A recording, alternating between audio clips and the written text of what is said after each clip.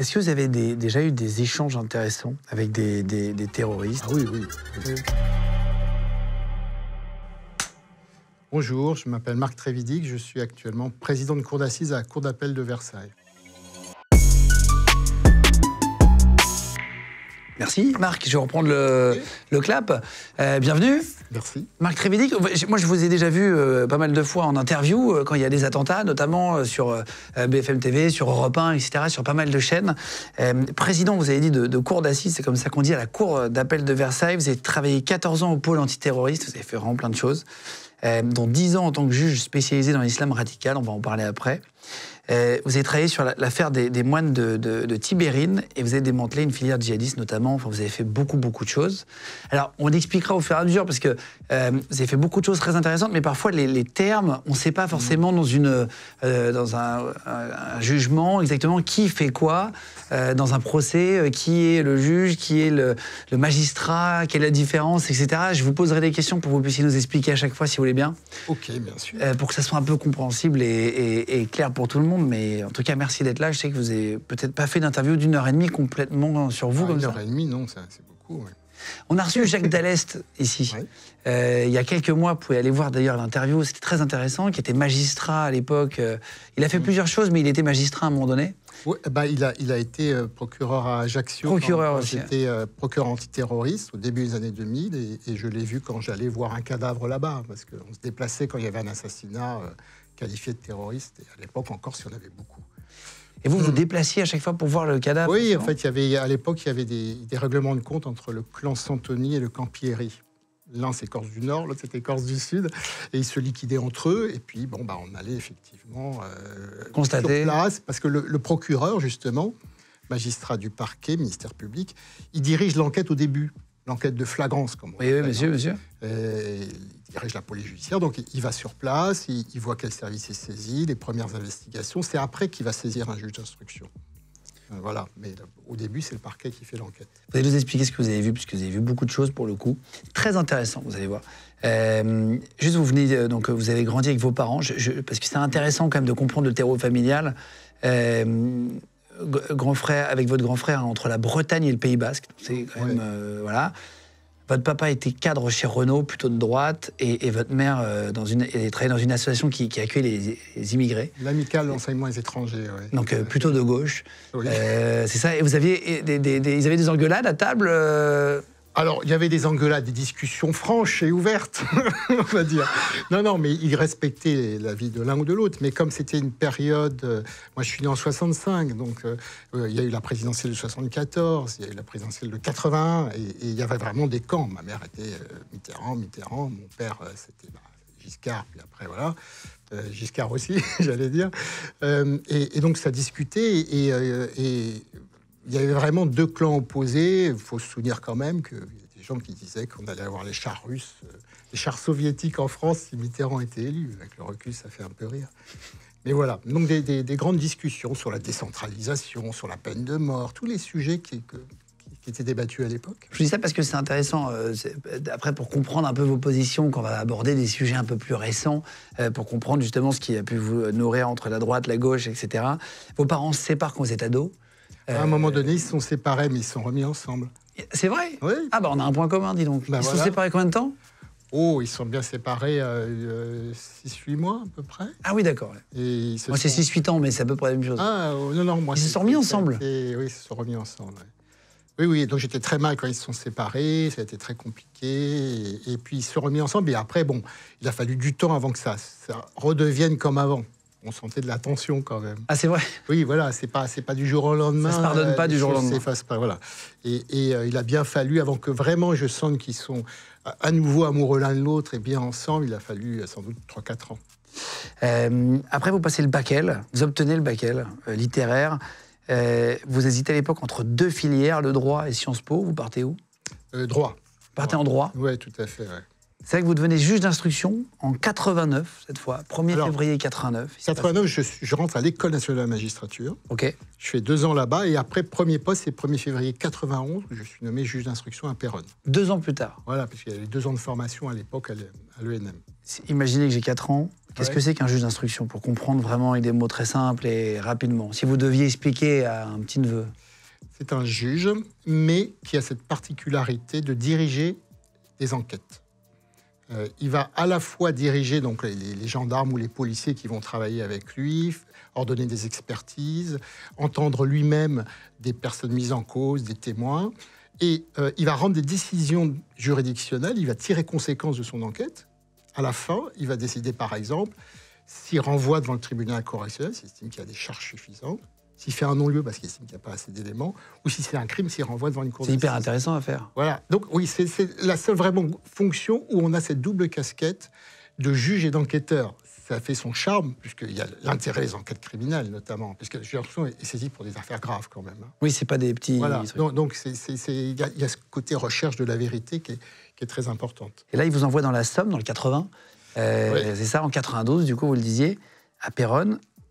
Est-ce que vous pouvez nous expliquer une affaire qui vous a marqué pour comprendre ce que c'est qu'une affaire que vous aviez à gérer? J'arrive le 1er février 91, et très peu de temps après, dans la Somme, il faut bien comprendre qu'il y avait surtout des affaires de stupéfiants et des affaires d'inceste, si je synthétise. D'accord, ok. Des meurtres de temps en temps, évidemment, comme partout.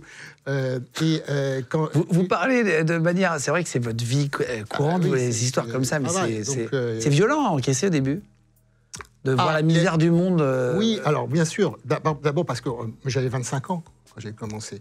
À 25 ans, et bon, vous êtes quand même pas, vous n'avez pas une expérience de la vie et de ce que peut faire un être humain à un autre être humain, et vous voyez des choses assez étonnantes. Alors évidemment, tout ce qui est familial, inceste, etc., il y en avait beaucoup en Picardie. C'est choquant parce que évidemment c'est possible. Mais aussi des actes très violents. Voir son premier cadavre, par exemple, c'est quelque chose de violent quand on est jeune. C'est pas quelque chose de tout à fait naturel. Après, on s'y fait. Et moi, j'oublie souvent que ça peut être violent. J'y repense maintenant que je suis président d'assises, parce que les jurés, je fais attention aux images qu'on leur montre.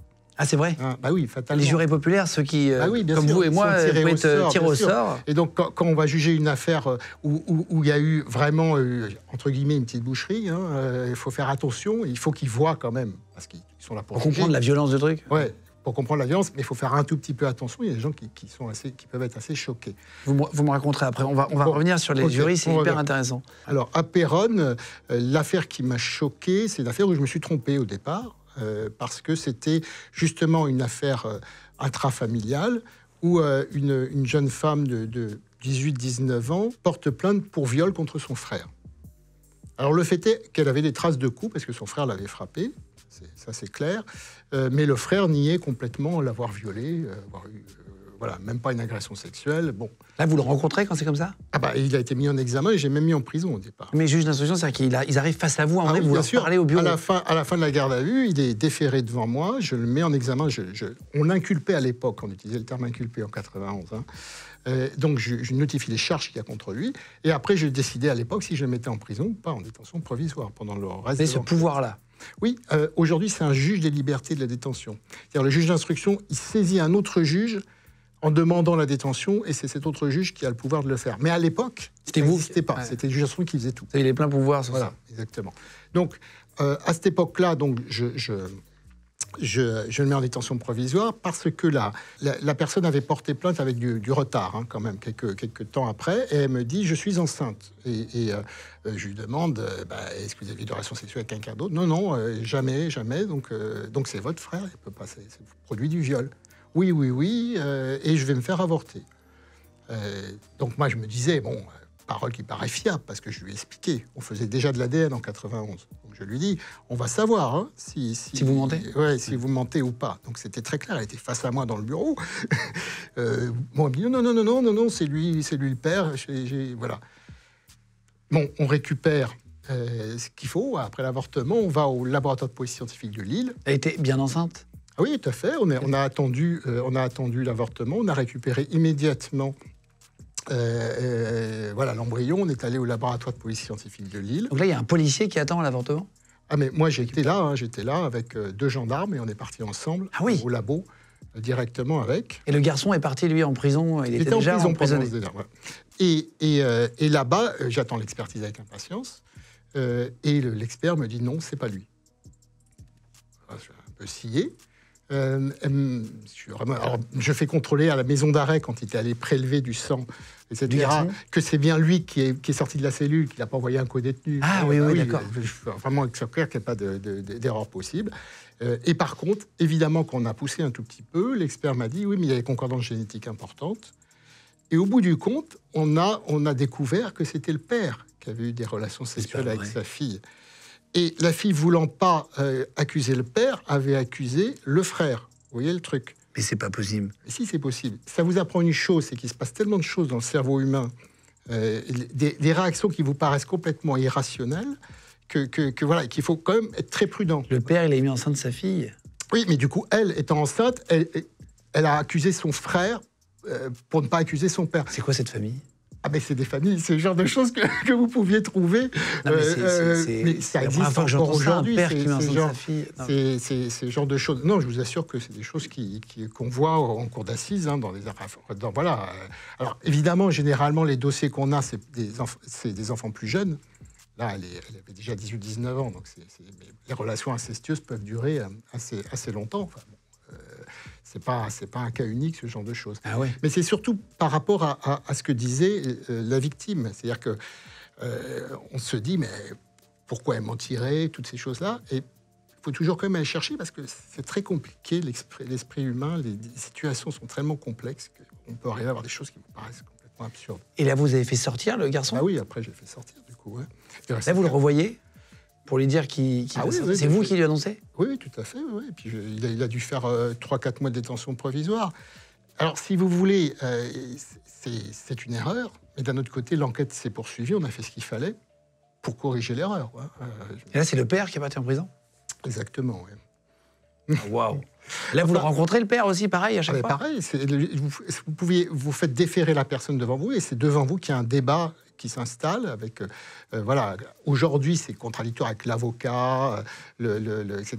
Et puis sur la détention c'est un autre juge, comme j'ai expliqué. Mais bien entendu, ce que je veux dire, c'est qu'une enquête, quand elle commence, effectivement, quand on est juge d'instruction, on peut au moins au début se tromper. Mais ce qu'il faut arriver à faire, c'est à rectifier son erreur rapidement.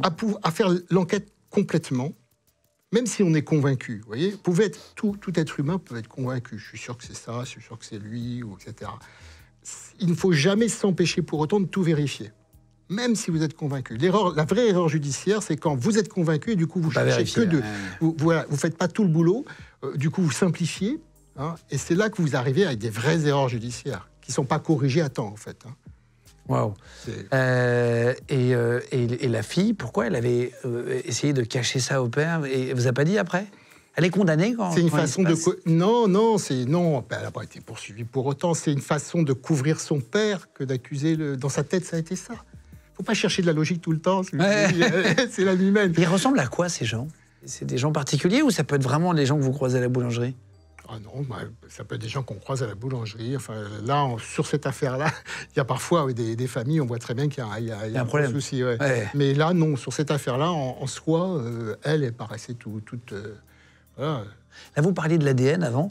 Ça a quand même beaucoup aidé, j'imagine, les enquêtes. Et ça a permis, d'ailleurs, il y avait plein de cold cases, d'histoires qui n'avaient jamais été résolues, qui ont été résolues. D'ailleurs, si je ne dis pas de bêtises, il y a pas longtemps, là, il y a une joggeuse qui a été tuée en 2008. Oui. Ils ont retrouvé, je crois, 15 ans plus tard, etc. Est-ce que vous avez déjà été aidé grâce à l'ADN? Et finalement, est-ce que vous avez déjà été aussi emmené dans une erreur à cause de l'ADN? Oui. Oui. Alors, le problème de l'ADN, qu'il faut bien comprendre, c'est qu'il y a une progression, je veux dire, la technicité de plus en plus grande. Au tout début, justement au début des années 90, il fallait vraiment avoir du sperme, une tache de sang pour pouvoir vraiment faire une empreinte génétique pour un expert. Et puis au fil du temps, il a fallu quasiment rien. C'est-à-dire qu'on n'a même plus besoin du bulbe du cheveu. Le cheveu tout seul suffit, vous voyez. Mais du coup, la problématique, c'est que cet ADN se transporte plus facilement. Voilà, c'est pas une scène de crime où il y a de l'ADN, c'est que... Bon, alors maintenant, on en est à se poser la question de l'ADN de contact. Je vais vous dire, est-ce que si je touche une tache, je bois un verre, Sébastien, au hasard, touche la tasse. Et là, prend la tasse et tue Voilà. quelqu'un dehors, et ils vont retrouver la tasse. Est-ce qu'il y a mon ADN sur la... Alors justement, c'est ce qu'on appelle l'ADN de contact. Donc, il est clair que l'ADN de contact, généralement, on va avoir un mélange d'ADN quand même. C'est-à-dire qu'on ne va pas avoir que votre ADN, on aura aussi le sien. On aura un mélange. Donc déjà, on se dira, tiens, il y a un mélange, il y a 2 ADN sur le même endroit, on va être un peu plus prudent. Est-ce que mélange majoritaire, pas majoritaire? Ah oui, d'accord. Mais effectivement, théoriquement, c'est tout à fait possible.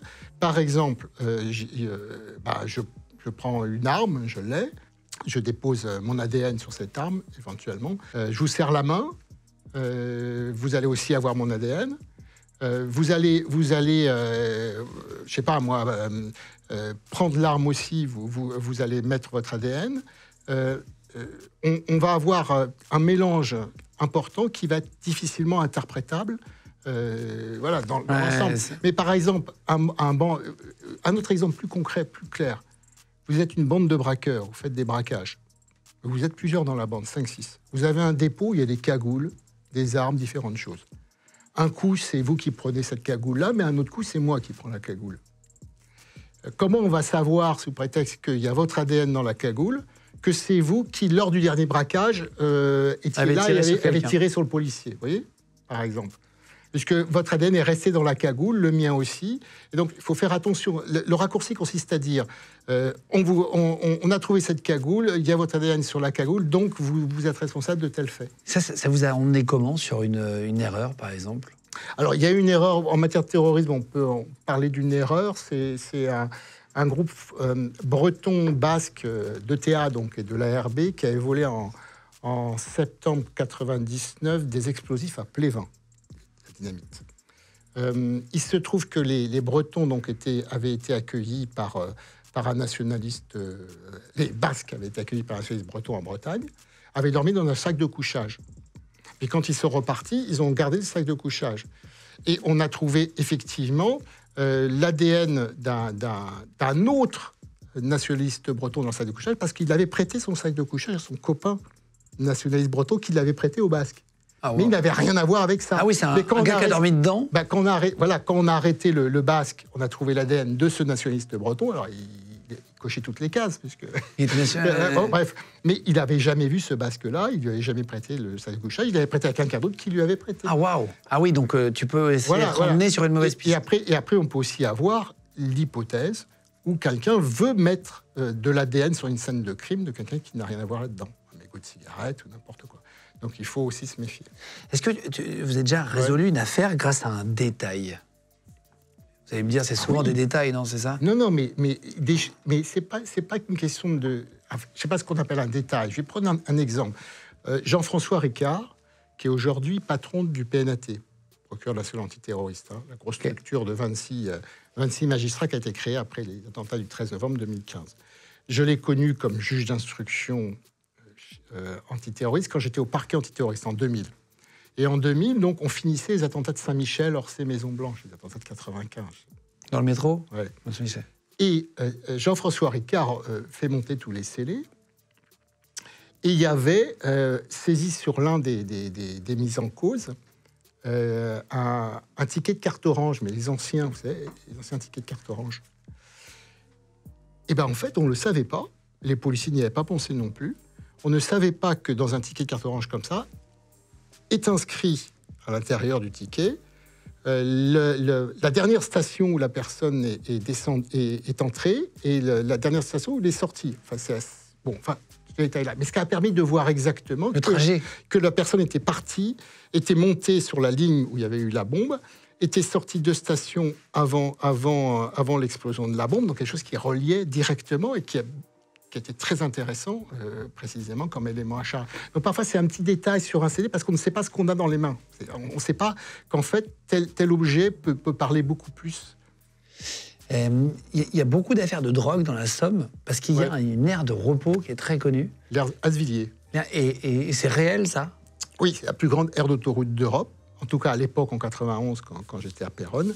Elle est très grande toujours aujourd'hui. Ce qui fait que beaucoup de camions s'arrêtent, que les douanes volantes aujourd'hui, où les gendarmes font passer les chiens, les camions pour essayer de renifler, parce qu'il évidemment, c'est l'autoroute du Nord. Les Pays-Bas, Ah bah oui. Donc il y a des grosses cargaisons de drogue, et c'est là où il y a eu des très grosses saisies. Et c'est pour ça, comme c'était sur le ressort du tribunal de Péronne, je me retrouvais avec des grosses affaires de drogue qui n'avaient rien à voir avec la Somme. Là, c'est vraiment, on se retrouve avec ça, et puis il faut aller enquêter à Périgueux, quoi. Ah ouais, d'accord. Ouais, c'est très embêtant. Et vous avez réussi à faire diminuer le trafic de drogue ou pas? Personne n'arrive à faire diminuer le trafic de drogue. Le trafic de drogue, c'est des années et des années de fonds investis en vain, il faut être clair. Ah, c'est vrai? Regardez ce que les Américains ont investi avec la DEA sur la lutte contre les narcotrafiquants. Les narcotrafiquants, exactement. Dans Narcos, il y a la police DEA déjà à l'époque, ouais, dans la série notamment. C'est des millions, c'est des milliards. Contre les cartels et tout. Voilà. Alors après, il y a un cartel qui disparaît, mais un autre prend le marché. Et puis c'est une autre drogue qui vient à la place d'une autre. Enfin, voilà, c'est un vrai souci. Regardez en France, encore aujourd'hui, on a des trafics massifs, et surtout on a la résine de cannabis, enfin, l'herbe et la résine qui représentent 75 à 80% de notre trafic, qui fait en banlieue. On n'arrive à rien. Enfin, c'est quoi? C'est les méthodes qui sont pas bonnes? On ne pourra pas parce qu'il y aura toujours de la drogue. Je pense qu'il y aura toujours de la drogue, et peut-être qu'il faut essayer d'autres choses. Il faut essayer effectivement de se poser la question, est-ce qu'on met beaucoup de moyens policiers pour lutter contre telle forme de drogue? La vérité, c'est effectivement que les jeunes en particulier, il n'y a pas que les jeunes, mais n'aient pas envie de se droguer. Hein. C'est quand même le fond du problème. C'est un problème de santé publique avant tout. On en a fait un problème judiciaire avant tout, je pense. C'est le problème criminel avant tout. Il faudra revenir aux bases et se dire que c'est d'abord un problème de santé publique. Vous avez essayé, vous, déjà? Ouais, quand j'étais jeune, ouais, j'ai essayé. Comme ça, vous savez un peu aussi ce que ça fait. Oui, j'ai essayé. Quand vous discutez avec quelqu'un, il ne peut pas vous la faire, quoi. Non, mais j'ai pas tout testé. Il peut toujours me la faire, en plus. Comme Thierry Ardisson. On a fait un blind test des drogues, il avait tout essayé, presque. Simple fentanyl. Moi, je suis pas Ardisson. On embrasse d'ailleurs. Quand j'étais jeune, j'ai essayé des trucs, mais après, ça m'a jamais attiré particulièrement. Et les choses évoluent. Il y a eu des drogues après qui sont arrivées, qui sont quand même des bonnes saloperies, quoi. Ouais, bien sûr. J'ai cherché un petit peu les rumeurs sur la justice en général, ouais. les trucs qu'on voit sur Google, les questions que les gens se posent, etc. J'ai essayé de les noter, 5-6, et vous allez me dire si c'est vrai ou si c'est pas du tout le cas. Est-ce que si on insulte un juge au tribunal, on peut être mis en prison directement? Alors, plus maintenant. C'est-à-dire, on peut être mis en garde à vue. Le parquet va pouvoir ouvrir une enquête pour outrage à magistrat, et le faire mettre en garde à vue. Il est vrai qu'il y a encore quelques temps, le président du tribunal pouvait directement statuer et mettre en prison. Sauf qu'il est victime lui-même et que ce n'était pas tout à fait conforme à nos principes. Au contraire, il faut juger par quelqu'un d'autre. Ouais. Voilà. S'il manque une simple signature sur un procès verbal, le juge peut annuler le procès. Les interrogatoires du juge d'instruction, par exemple, il y a plusieurs pages. Et s'il manque une signature, comme c'est un acte authentique, en théorie, l'annulation est possible. Mais il y a aussi des accommodations, c'est-à-dire que si c'est qu'une page qui n'est pas signée, éventuellement, on va être cancellé cette page-là sur l'interrogatoire de 25. Vous voyez ce que je veux dire? Ouais. Donc voilà, les nullités, c'est à géométrie variable. La justice est parfois tellement lente que certains criminels sont morts avant d'être jugés. Oui, ça arrive, bien entendu, oui. Après, ça dépend. Il y en a aussi qu'on en fait tellement qu'on a du mal à les juger. Un Fourniret, par exemple. Fourniret, il a quand même été jugé, mais il n'est pas jugé pour tout. Il est mort avant. Il faut dire qu'il avait un gros palmarès, donc c'était pas évident. Non, mais c'est évident. Et puis, il y a, en dehors même de ça, il y a ceux qui sont pas pris, qui sont pris très tard, qui n'ont jamais été pris, des années plus tard. Ouais, des années plus tard. Mais bon, après, il y a le problème de la prescription, c'est un autre débat. Faire appel, justement, vous êtes président de la Cour d'appel de Versailles. Faire appel est souvent risqué parce qu'on peut prendre le double de la peine. Alors, on peut prendre le double, ça dépend combien on a pris déjà en première instance. C'est le maximum légal que la Cour d'appel ne peut pas dépasser. Oui, si on risque 12 ans et qu'on en prend 8, on ne peut pas en prendre... Alors, je vais répondre plus clairement. Il est vrai qu'il y a des cours d'appel qui essaient de dissuader les prévenus de faire appel et qui ont une réputation de rajouter une petite couche si jamais la personne est déclarée coupable. Pareil de Versailles. Voilà, Versailles, c'est connu pour être ferme. C'est vrai aussi que c'est pas sans risque, effectivement, de faire appel, parce que qu'est-ce qu'on vient dire? On vient dire, j'estime que j'ai trop pris, ou... Alors ça dépend aussi. Parfois, les gens font appel parce qu'ils s'estiment innocents, complètement. C'est pas quand même le même débat. Il y en a qui font appel parce qu'ils estiment qu'ils ont trop pris. C'est pas tout à fait la même chose. Hein, celui qui dit je viens appelle, je suis coupable, mais j'estime que j'ai trop pris, ça peut être mal perçu. S'ils disent je suis innocent au premier procès, et en fait finalement bon, c'est eux, on imagine, ils font appel. Est-ce que c'est une bonne technique de dire après non mais pardon, en fait c'était moi, ça arrive assez souvent. Et ça ils prennent moins ou c'est pas une bonne excuse? Ils peuvent prendre moins s'ils arrivent vraiment et qu'ils viennent dire oui, bon, ma défense c'était idiot, je veux reconnaître, je veux m'excuser auprès des victimes, etc. Ça peut marcher et amener une certaine clémence parce que c'est vrai que le fait de reconnaître ses fautes et dans notre société un peu tradition judéo-chrétienne, j'allais dire, du pardon, etc. Ça peut être le début. Oui, mais on dit souvent aux gens qui ne reconnaissent pas ce qu'ils ont fait, qui n'admettent pas ce qu'ils ont fait, il n'y a pas d'introspection, voilà. Donc, reconnaître sa faute, c'est vrai que c'est important dans notre tradition. Mais faute avouée à moitié pardonnée ou pas non plus à moitié pardonnée? Non, pas à moitié pardonnée pour autant. C'est un peu facile sinon. Oui, surtout si c'est tardif. C'est ça. Si c'est parce qu'ils n'ont pas le choix. Oui, si on n'est pas d'accord avec le juge, on peut dire objection votre honneur et se lever comme aux États-Unis. Non, parce qu'il n'y a pas ça. Parce qu'on n'est pas aux États-Unis. Et puis voilà, non, il n'y a pas d'objection. D'ailleurs, on ne nous appelle pas à votre honneur déjà. Et puis les objections, c'est plus ces avocats aux États-Unis qui font ça. Ils font objection aux questions des autres. Le juge aux États-Unis, il est neutre. Mais si une question est trop orientée, un des avocats peut dire objection de votre honneur, sous-entendu, le juge va retirer la question, va l'enlever, va demander au témoin de... Ah oui, d'accord. Il n'y a pas ça en France. Non, il n'y a pas ça. On n'a pas le droit de se lever et de parler au juge quand on veut en France. Non. Si la justice condamne un innocent, il y a un barème de dédommagement par année de prison.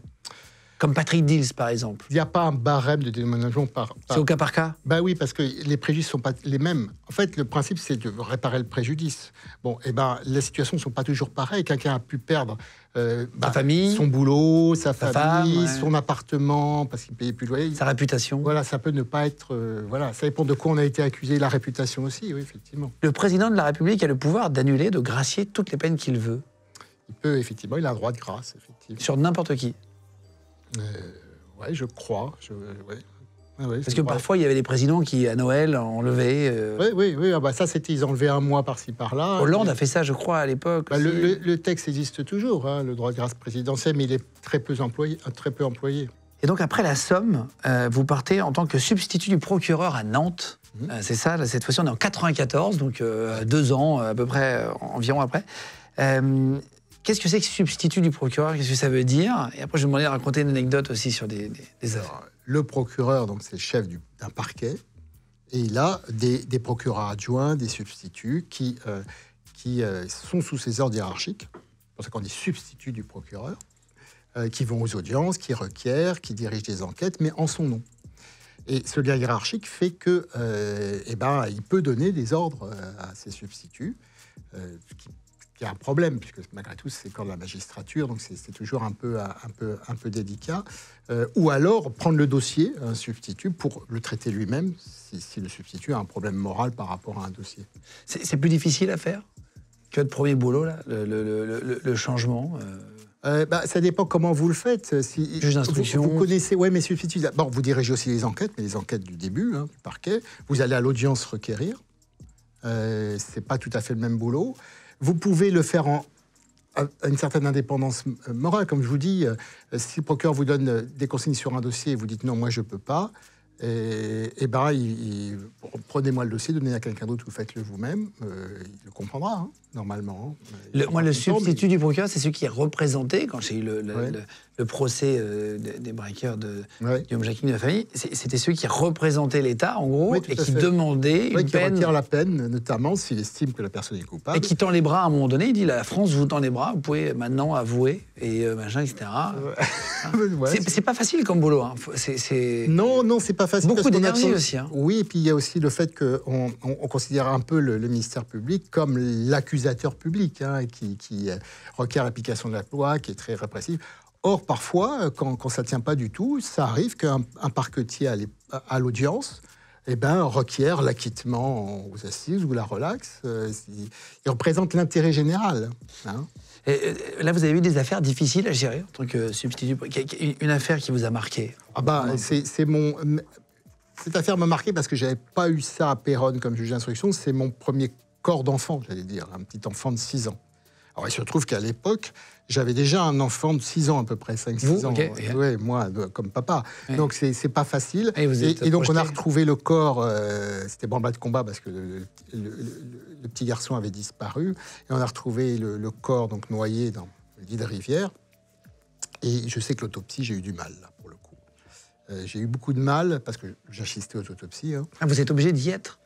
On n'est pas obligé, mais bon, c'est bien d'être aux premières loges pour savoir tout de suite ce que va discuter avec le médecin légiste, savoir tout, parce que c'est le genre de dossier où il y a les médias, il y a tout ça. Hein. Donc, ça vous permet de dire tout de suite au procureur, voilà, c'est ça ou ça, de le savoir très vite et pas avoir de choses déformées, et de poser les questions au médecin légiste par rapport à votre enquête. Si vous y êtes pas, vous allez avoir le regret, une perte d'information. D'accord. Ça permet vraiment de dire au médecin légiste, mais vous êtes sûr, ça c'est ça, vous pensez que vous n'avez pas une autre théorie, etc. Voilà, je pense qu'il faut vraiment, surtout dans ce genre de dossier. Mais du coup, c'est un petit corps de petit gamin de 6 ans, vous voyez. C'est difficile à expliquer. Mort comment?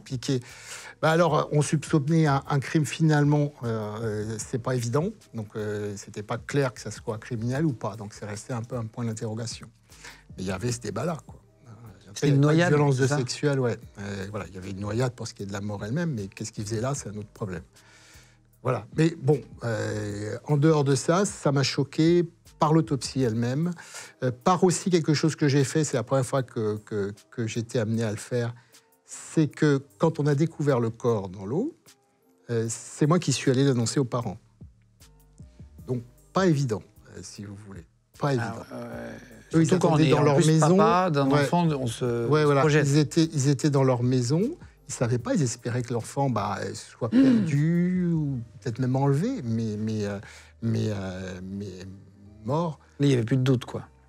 Donc je suis allé, dès qu'on a découvert, j'ai fait venir le médecin légiste sur place, sur les berges, et voilà, il m'a dit déjà, voilà, on va l'amener pour l'autopsie. Bon, il n'était pas ligoté ni rien, l'enfant, il n'y avait pas de traces visibles trop.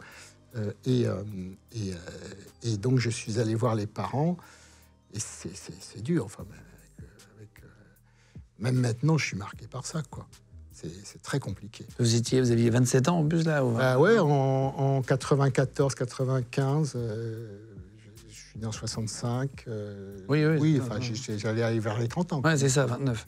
Vous leur annoncez de manière la plus simple possible ou comment on annonce ça? Parce que ça, on n'est pas formé à ça. On s'est assis dans le salon. Je suis désolé, on vient de retrouver votre fils et... Il est décédé. Et là, je ne peux pas vous dire, on ne sait pas encore. Il va falloir qu'on fasse une autopsie pour savoir si c'est criminel ou pas. Voilà. Mais on va faire très attention. Il y a aussi l'idée qu'ils puissent récupérer rapidement le corps de leur enfant et qu'il soit en bon état. Donc ça, aussi, faire attention à ces choses-là. Il y a plein de choses. Mais voilà. Enfin, et après, il n'y a pas grand-chose à dire. C'est de la souffrance en face. Pas grand-chose. Pas facile tous les jours. On n'apprend pas ça sur les bords de l'ENM, de la magistrature. Et ça, vous, à force, avec les années, c'est pas plus facile, mais vous savez mieux le faire? Non. Non?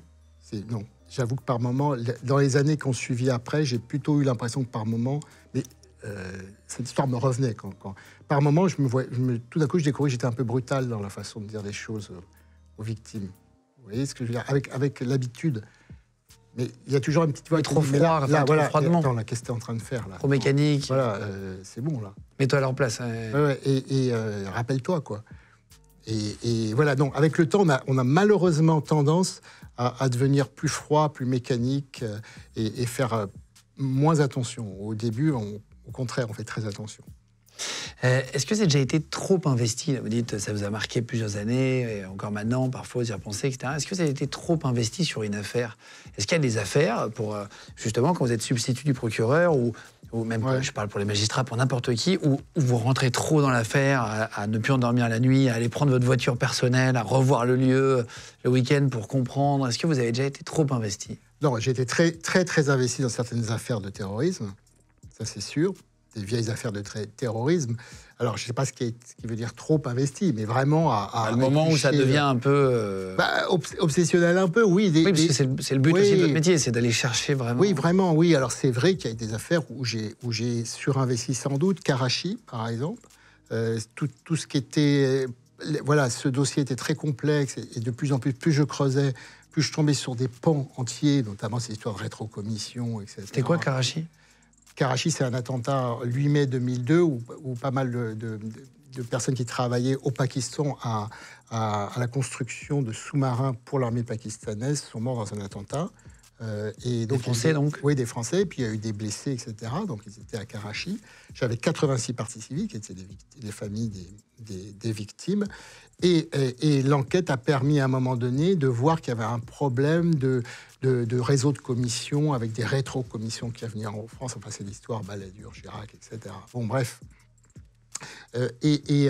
Là, c'est difficile de ne pas être très investi parce qu'en face de vous avez plein de familles, de gens qui demandent la vérité. Et plus ils sont nombreux, et plus ils sont pugnaces avec leurs avocats, etc., voilà, ça vous entraîne aussi. Hein. Vous n'êtes pas tout seul. Ça vous pousse, c'est ça. Et comme vous savez que c'est médiatisé, j'imagine aussi, en fait. Il y a toujours c'est médiatisé, donc en plus. Mais c'est surtout l'attente. L'attente, parce qu'à partir du moment où vous dites à des parties civiles, là, on s'est planté, c'est pas ça du tout, il y a une autre piste possible, ils sont dans l'attente. Ils sont dans l'attente. Et en plus, moi, je me suis jamais facilité les choses parce que je réunissais les parties civiles pour leur expliquer l'avancement. Et quand vous faites ça, vous avez en face de vous, et donc il faut répondre à leurs questions, et puis vous ne pouvez pas leur raconter des cracks. Voilà, on ne peut pas leur... bien sûr. Ouais. Est-ce que le crime parfait existe ? Est-ce que vous l'avez vu ? Le crime parfait, je suis persuadé qu'il existe. Mais il n'a pas besoin d'être parfait pour qu'on n'arrête pas le coupable. Hein. Il y a un peu le leurre de penser qu'il faut vraiment que le crime soit parfait pour que la justice... Écoutez, il n'y a qu'à voir les histoires des tueurs en série. Il y en a qui ont réussi pendant des années et des années à ne pas être pris. Par moments, nos enquêtes ne sont pas bonnes du tout. Il y a des boulevards qui n'ont pas été creusés, il y a un désintérêt. Quelqu'un vient signaler une disparition très inquiétante, et on ne fait rien du tout. Vous voyez, j'en ai juge encore aux assises. Hein. Ah oui. C'est-à-dire que par miracle, c'est revenu, mais j'avais jugé il y a quelque temps l'assassinat d'un Pakistanais, un Indien, pardon. Un Indien qui bossait en France et qui était tombé amoureux de la fille du patron. Alors, avec le problème des castes et tout ça, bon bref, un jour il disparaît. Quand ses collègues, les 4-5, sont venus au commissariat dire « On est très inquiet, notre copain il a disparu, c'est pas son style du tout, pas de nouvelles », il ne s'est rien passé. Une petite fiche disparition inquiétante, et puis rien.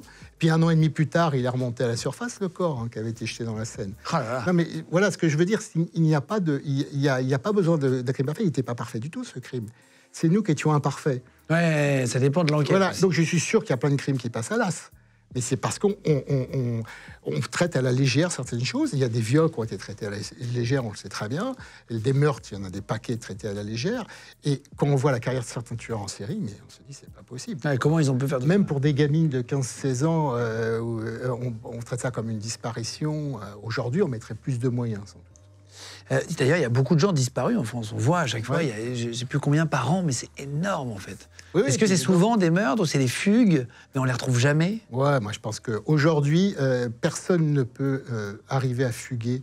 Les vidéosurveillances, les cartes bancaires, les avions, les trucs, tous les contrôles qu'il y a sur les douanes. Ouais.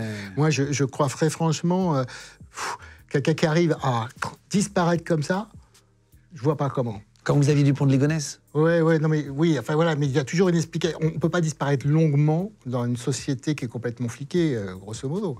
Donc voilà, je n'y crois pas trop. C'est pour ça que quand quelqu'un vient dire « ma fille de 16 ans a disparu, elle était sur le chemin du lycée, ou etc. » c'est pas, il faut mettre en bas de combat, c'est évident. Ouais. Est-ce que vous avez déjà été menacé quand comme ça, on prononce des peines très lourdes sur des terroristes, des tueurs, des gens dangereux, etc., pour leur famille même. Est-ce que vous... Moi, mais après des menaces, c'est des paroles, et les paroles, j'ai jamais pris ça trop à cœur, dramatique. Parce que il y a des gens qui peuvent m'en vouloir, et les gens les plus dangereux, c'est ceux qui disent rien, qui préparent tranquillement leur truc. Quelqu'un qui s'énerve et qui vous menace... Sur Twitter, qui vous écrit... Voilà, c'est pas grave. Enfin, c'est pas agréable, mais c'est moins grave. C'est pas agréable, mais c'est moins grave. Est-ce que vous êtes déjà devenu ami? Est-ce que vous êtes déjà lié une amitié avec quelqu'un au tribunal, quelqu'un que vous avez défendu, une victime? Oui, je suis ami avec une des victimes de rue des Rosiers. C'est son père qui est mort. C'est un attentat en 82? Oui, 9 août 82. Ouais. 82, c'est ça? Oui. Donc, c'est des Juifs dans une rue... mitraillés par un groupe Abou Nidal. C'est toujours à l'instruction, d'ailleurs. C'était à l'époque la Palestine... je ne sais plus exactement le nom, ça portait un nom. Fatah Conseil révolutionnaire, le groupe Abou Nidal. Ça sera plus simple. C'est les Palestiniens? Oui, c'est le groupe Abou Nidal, dissident de Yasser Arafat, OLP, etc. Et du Fatah, voilà. Donc, et le restaurant, c'était un restaurant caché, un restaurant juif. Ouais. Joe Goldenberg, c'est ça? C'est ça, exactement. Et ils sont rentrés, ils ont tué 5 personnes? 6. 6? Avec, je crois, des grenades, des armes à feu? Une grenade, et puis ils ont rafalé. Voilà, à la méthode, j'allais dire, avec moins de morts, mais la méthode terrasse de novembre 2015. Et il se trouve que j'avais réuni, comme je le fais systématiquement, au tribunal à Paris, les parties civiles, les familles, pour leur annoncer que je lançais des mandats d'arrêt contre différentes personnes dans ce dossier. Et donc, j'ai fait la connaissance de ces gens-là. Et après, quand je suis parti à Lille, il se trouve que l'une des parties civiles était lillois. Et il m'envoie un petit mail, on peut prendre un café, ouais. Et puis, on a lié une amitié comme ça pendant que j'étais à Lille. Je suis toujours un ami avec lui. Je veux dire des excuses qui ont été entendues dans les tribunaux. Ouais. J'aime bien si vous avez entendu ce genre d'excuses. C'est mon couteau pour mon sandwich le midi, je n'avais rien prémédité. Quelqu'un qui met un coup de couteau à quelqu'un. Ah, c'est possible, oui. C'est vrai, pas forcément absurde. Il faut regarder, effectivement, s'il mange sur son chantier avec son opinel, qu'il a un couteau, ça ne veut pas dire qu'il est prémédité. Ça dépend des cas de figure. Ça dépend du couteau aussi. Ça dépend du couteau, des couteaux qui ne servent pas à manger, ou alors c'est pas pratique le midi. Si je mets ma ceinture, monsieur, je ne peux plus écouter le bruit du moteur. Ça, j'ai jamais entendu un truc pareil. C'est vrai, c'est une phrase qui a été. On a repris les dossiers. Vous avez déjà entendu, vous, des trucs comme ça, complètement débiles, de gens qui ne savent pas se défendre? Ouais. Au lieu d'avouer, ils vont essayer de... des trucs débiles, mais là, je n'ai pas en mémoire, mais c'est sûr, qu'il y a des moments où on rigole, quoi. C'est assez pitoyable aussi par moments. Entre la prison et le chômage, je n'ai pas eu le temps de travailler, monsieur. Excellent. C'est une vraie phrase qui a été dite dans les jeux. Ouais. Non mais voilà, après peut-être qu'il a de l'humour aussi. On ne sait pas. Vous en avez qui sont arrogants malgré la présence devant un juge? Oui. Ouais. C'est rare parce que généralement on essaie de bien s'en tirer. Donc c'est pas. Mais il y en a qui sont arrogants. Qui vous parlent mal, etc. Oui, alors qu'on va à l'école année, on va choisir la peine. Voilà, je crois que c'est une attitude vis-à-vis de l'autorité d'une manière générale. Ils sont révoltés aussi quelque part, donc ça passe au-dessus, ce sentiment-là, que la prudence. Je ne suis jamais allé sur ces sites pédophiles. Ce doit être mon chat qui a marché sur le clavier, monsieur. Excellent. C'est une histoire vraie. Ça, ouais. Ce sont des vrais. Hein. On a repris une liste de phrases les plus incroyables entendues dans les tribunaux, et c'est vrai. Et les gars qui vont dire ça, quand même, c'est fou. Là, il y a quand même peu de chances que le juge le croie, non, on est d'accord? Non, il y a peu de chances. Je n'ai pas craché sur les policiers, je postillonne beaucoup en parlant. Monsieur. Ah, ça, je l'ai eu. Ah, c'est vrai? Ah oui. C'est ça, c'est les phrases. Alors, les postillons, ça, alors là... Je sais pas. Ah oui, ils vous disent j'ai postillonné? Bien sûr, oui, bien sûr. Donc ça, voilà. Il n'y a pas de problème. Ça, j'ai entendu ça plusieurs fois. Je vous l'avoue, je me suis trompé. C'est pas lui que je voulais tuer. Ouais, ça peut arriver. Ouais. Celle-là, elle était écrite par les auteurs, mais une autre qui a été entendue dans un tribunal. J'ai pénétré par effraction dans un pavillon de Conflans à 2h du matin parce que je voulais demander un verre d'eau, j'avais soif. Oui, c'est ce genre de choses aussi, explication burlesque. J'ai soif, je rentre chez quelqu'un. Ouais. Mais ça vous énerve pas, honnêtement? Non, vous n'avez pas envie de le mettre 2 fois plus cher? Au lieu que le gars dise j'ai essayé de cambrioler, ok. Mais non, il ne faut pas mettre 2 fois plus cher, il faut mettre ce que ça vaut. C'est pas parce que la personne se défend mal, vous savez. Il y a des gens qui se défendent très bien, qui sont très, etc. Ça ne veut pas dire qu'ils sont... Voilà, qui sont mieux que la personne qui se défend très mal. T'as fait ça et en plus tu nous prends pour des cons. Oui, bien sûr. Bon, il faut le dire. Écoutez, on va peut-être. Après, ça dépend comment le dialogue s'instaure aussi un tout petit peu. Vous apprenez à être plus patient à force de voir. Je suis patient parce que. Vous avez jamais eu envie de d'en mettre une à quelqu'un qui est insolent et vous, dans le bureau, en tant que juge d'instruction, qui vous raconte n'importe quoi ou qui vous parle mal? Il n'y a pas des moments où on a envie de... Non, alors c'est très rare. D'abord, c'est assez rare qu'on parle mal à un juge, ça se passe vraiment mal. Quand ça se passe vraiment... Moi, je vais vous dire, c'est très simple. Quand vraiment ça tourne n'importe comment, je dis à l'escorte, vous le sortez là, qui se calme. Et puis il reste dans le couloir 15-20 minutes, tant qu'il se calme. Hein. Et après, je vois avec son avocat, etc. Et si ça devient, devient complètement impossible de faire l'interrogatoire, je dis, écoutez, c'est pas grave, monsieur. Hein. Vous retournez en maison d'arrêt, je vous reconvoquerai, on recommencera plus tard. Hein. Il y a toujours une escorte policière quand vous voyez dans votre bureau? Oui, restez jamais tout seul. Des entraves, enfin les gens qui sont en détention provisoire, uniquement, parce que vous pouvez avoir des gens qui arrivent devant vous qui sont libres, ils en examen, même devant un... Ah oui, d'accord. Bien sûr.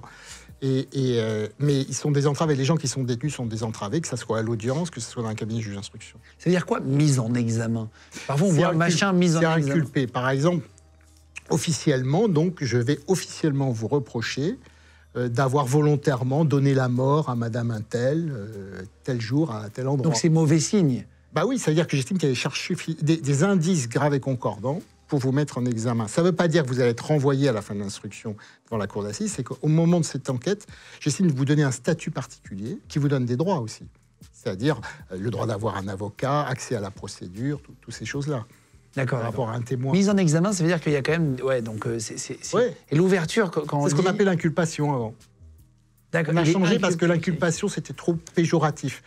C'est qu'on sait que c'est lui, en gros. C'est qu'on sait que c'est vrai. On dit qu'inculpé, c'était trop péjoratif par rapport à la présomption d'innocence. Donc, ils ont changé en mettant mise en examen. Mais mise en examen, ça veut dire que le juge, à un moment donné, estime qu'il y a assez d'éléments qui rendent plausible le fait qu'il ait commis... Mais c'est pas pour ça forcément qu'il est coupable. Non, définitivement. Tout à fait. On peut faire un non-lieu à la fin, en disant qu'il n'y a pas de charge suffisante, alors qu'il avait été mis en examen. Et alors, c'est intéressant pour même tous ceux c'est le but, c'est de comprendre les mots qu'on entend souvent. Parfois, on entend, il y a prescription. Une affaire, tiens, il n'a pas pu être jugé, il y a prescription.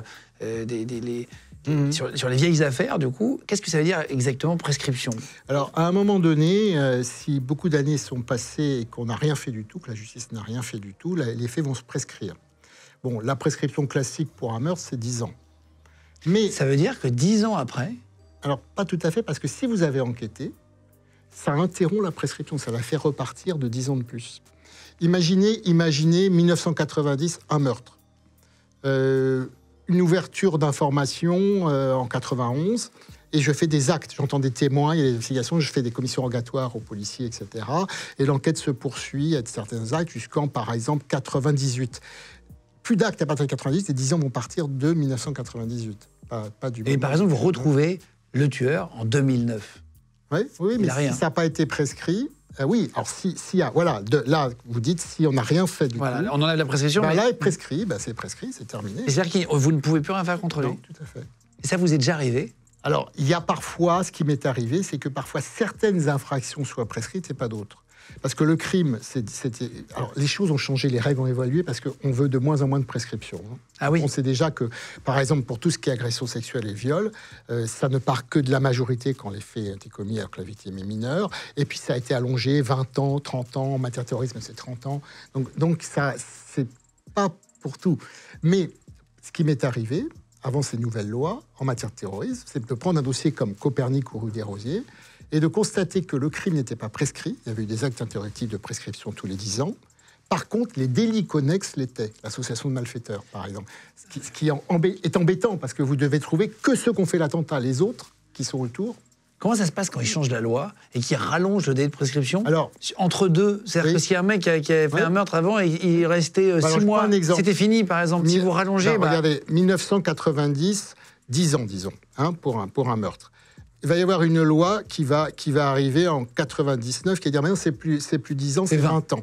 Et toutes les prescriptions qui sont en cours, qui ne sont pas acquises, le nouveau délai s'applique. Mais donc là, par exemple, le gars qui a fait le truc en 89, c'est fini. En 90, c'est fini. Celui qui a fait 10 ans. Non, parce que si la loi a changé avant les 10 ans, la prescription de 20 ans lui est applicable, elle n'est pas acquise. Mais si c'est fait après, c'est bon. Ah oui, voilà. Si la loi, par exemple, il ne peut pas revenir. Lui 1er février 90, 1er février 2000, mais si jamais la loi est passée avant le 1er février 2000, c'est pas prescrit. Vous ne pouvez pas faire sauter la prescription de quelqu'un, en gros. Si elle est acquise, elle est acquise. Si elle n'est pas encore acquise au moment où la loi change et l'allonge, ça s'applique au gars. C'est un merdier la justice quand même, parce que c'est au cas par cas, il y a des gars qui disent ouais mais la loi elle est passée, machin. Alors en dehors de ça, il faut quand même comprendre que quand les faits sont très vieux, c'est difficile d'avoir des preuves aussi. Donc de toute façon, il faut se méfier. Le risque d'erreur est important parce que les témoignages, les choses comme ça, au bout d'un moment. Quelqu'un a dit dans un tribunal, pour finir les petits exemples, je ne filmais pas du tout cette fille aux toilettes, monsieur le juge, je cherchais du réseau pour mon téléphone portable. Ouais.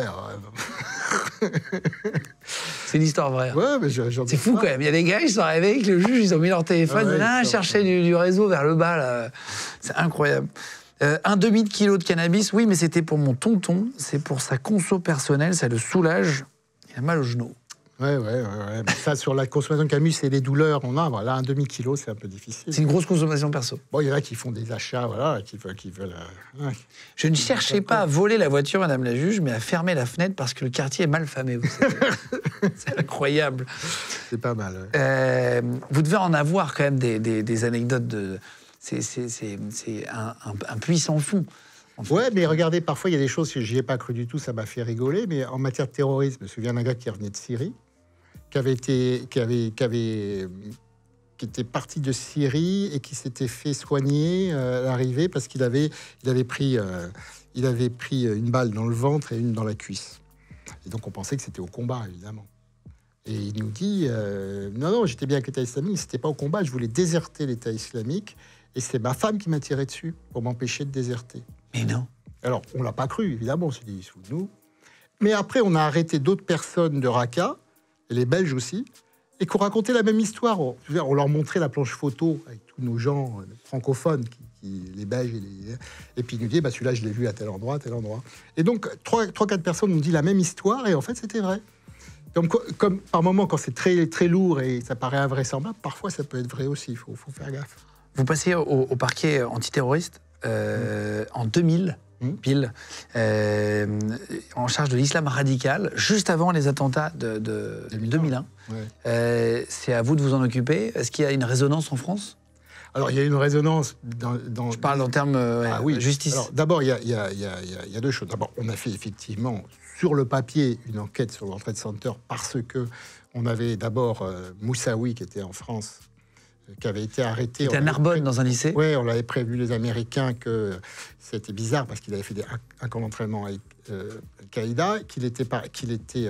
Zacharias Moussaoui. Oui, qu'il était parti aux États-Unis. On avait prévenu les Américains, méfiez-vous. Bon, ça, c'était au mois d'août. Et on a aussi eu une ouverture d'information sur le Trade Center parce qu'on avait quelques Français qui étaient dans les tours. Donc, quand il y avait des victimes françaises à l'étranger, voilà. Mais on avait surtout beaucoup de dossiers sur les filières Ben Laden déjà, depuis pas mal de temps. On avait déjà travaillé, donc on était vraiment complètement dedans. Ce qui s'est passé à partir de septembre 2001, c'est surtout une recrudescence des projets d'attentats en 2002-2003, et puis surtout une espèce de, pas de parano, mais alors que personne considérait la menace islamiste vraiment comme très importante avant 2001, tout le monde s'est mis à la considérer comme majeure après septembre 2001. C'est de passer devant les Basques et les Corses, si vous voulez, à la section. Ce que vous dites dans votre livre, je vous mets les liens d'ailleurs des livres de Marc Trévidy qui s'appelle Terroriste. Le livre il est sorti en 2013, celui-là, ça fait longtemps. Et vous disiez que la France ne prenait pas la menace islamiste au sérieux. Ça a changé depuis ? Oui, bien sûr, mais même le 11 septembre 2001, il y avait quand même pas mal d'échos, de gens qui disaient oui, mais ça concerne les Américains, Al-Qaïda s'en prend aux Américains, ça ne veut pas dire qu'on soit nous menacés directement. C'était assez étonnant. Alors qu'on a eu vraiment des projets d'attentats en 2002 chez nous, très clairement. Ah, c'est vrai ? Oui, tout à fait. Courneuve-Romainville, avec des produits chimiques, des trucs, le réseau Bégal. On avait eu quand même projet d'attentat lors du Millénium, la cathédrale de Strasbourg, le marché de Noël de Strasbourg, fin 99, début 2000. Donc on était ciblé aussi par Al-Qaïda. Mais il y a eu toujours vous savez, tant que ça pète pas chez vous... On se dit ça arrive qu'aux autres. Or, le problème qu'a eu la France, c'est que depuis Port-Royal, 3 décembre 96, dernier attentat qu'on avait eu islamiste, jusqu'à Mera, on a évité tous les attentats sur le territoire français. On a eu beaucoup de Français tués à l'étranger par des actions terroristes islamistes, mais en France, on a réussi, parfois avec de la chance, parfois quand même, aussi du talent, j'allais dire, mais quand même de la chance. Et donc, du coup, les gens, ils n'étaient pas très Ça fait pas boum, donc ça fait pas boum. Hein.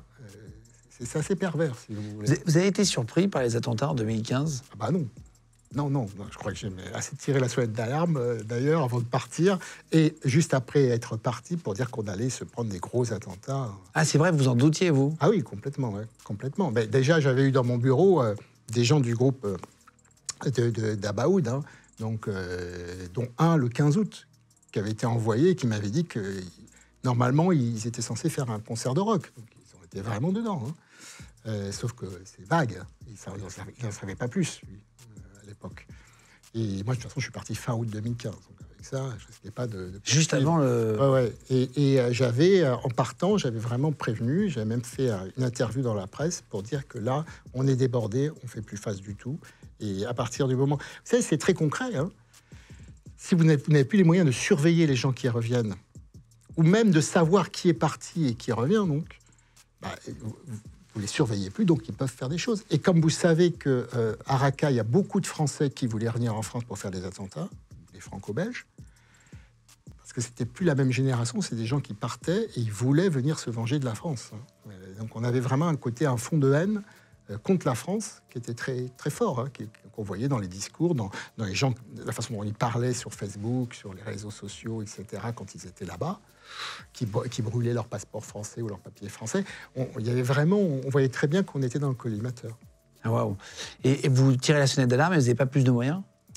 Les moyens, ils sont arrivés après le 13 novembre 2015. Moi, j'étais parti. Non, mais ça, je crois que c'est pas propre à la France. Je crois que tout pays fonctionne un peu comme ça. Il faut vraiment que ça fasse boum, qu'il y ait des attentats majeurs pour que vraiment il y ait une prise de conscience totale et qu'on change de paradigme. Ah, mais il y a tout des gens qui meurent. L'argent est à couler à flot, après. Oui, mais c'est trop tard.